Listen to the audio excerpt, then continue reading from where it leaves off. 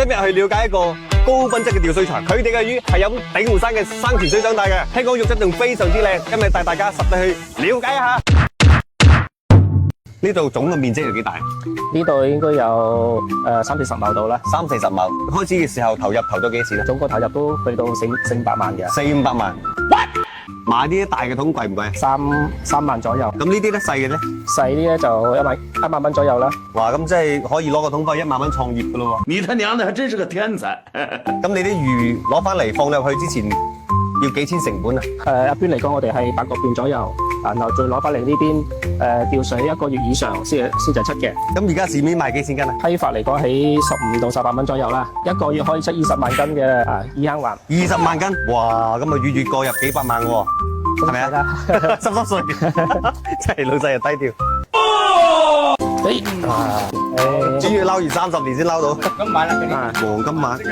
我睇起身嗰個玩意係嘛？啊呢度有條線喎，係咪啊？係有金線嘅。呢係金線嚟嘅。係啊。即係佢係養得佢夠靚仔先會顯示出嚟。放翻嚟啦，哎呀！咁養呢個伊坑環需要咩技術啊？同埋注意啲咩問題啊？選種嚟講咧，我哋都係要有41片以上嘅鱗片咧，就可以入到我哋呢個桶嘅。有呢個標準喺呢度嘅。哦，原來係有講究。咁你又攞翻嚟養，至到出去市場，呢條魚係咪全部都冇餵嘢啊？入呢個基地第一天到我哋即係出場嘅話咧，我哋係完全係唔可以餵任何嘢嘅，用我哋真正鼎湖山泉水去調養嘅。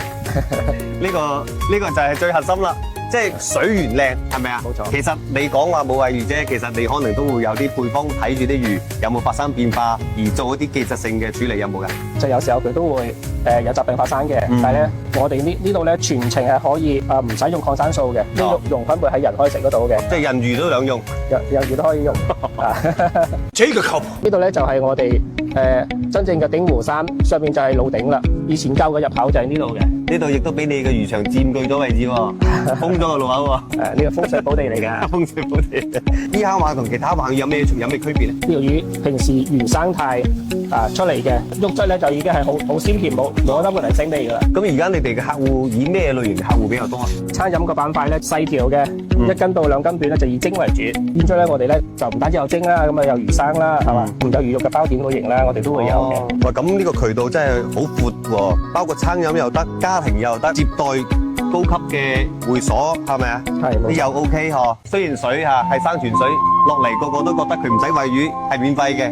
其實喺過程當中，包括個魚嘅成本、人工嘅投入係非常之大，包括技術性嘅切入係非常之重要。